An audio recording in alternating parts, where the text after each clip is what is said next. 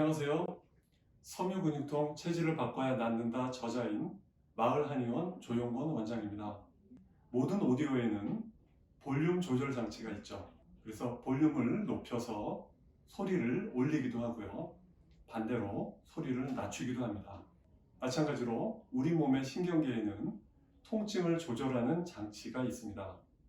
그래서 필요에 따라서 통증을 높이기도 하고요.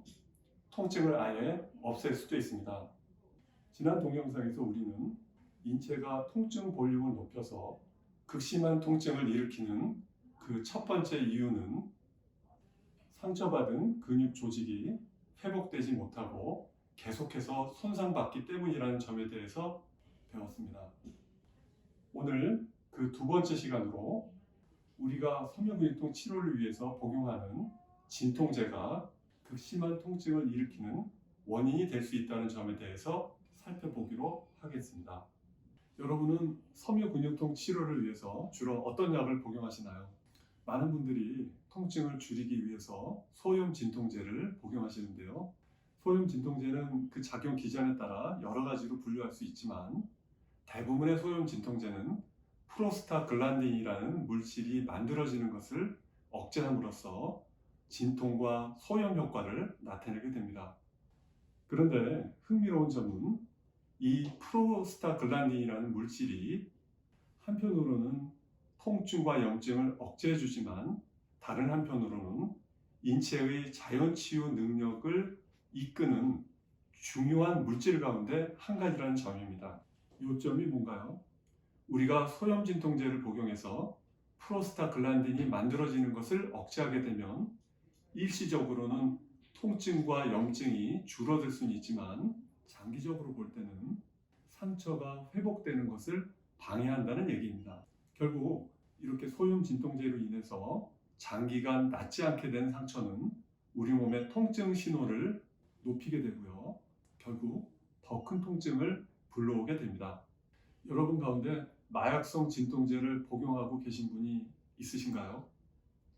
마약성 진통제가 우리 몸에 들어오면 중추신경계와 말초신경계에 있는 아편 수용체와 결합해서 통증을 줄여주는 효과를 나타냅니다.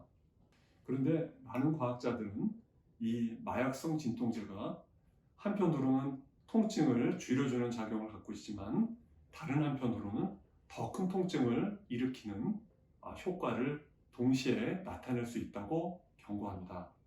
이것은 마치 우리가 운전을 하는데 한 발로는 브레이크를 밟고 있으면서 다른 한 발로는 악셀레이터를 강하게 밟아주는 것과 같은 효과를 나타내는 것입니다.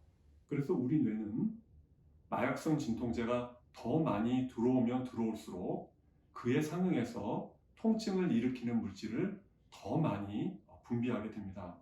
그래서 결국 진통 효과를 떨어뜨리게 되고요. 오히려 전보다 더 심한 통증을 일으키게 될 수 있습니다.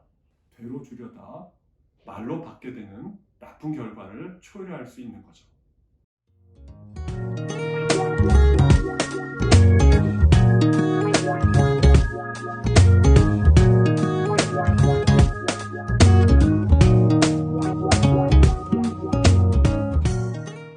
오늘 우리는 통증을 억제하기 위해서 복용하는 소염 진통제와 마약성 진통제가 도리어 극심한 통증을 일으키는 이유에 대해서 살펴보았습니다.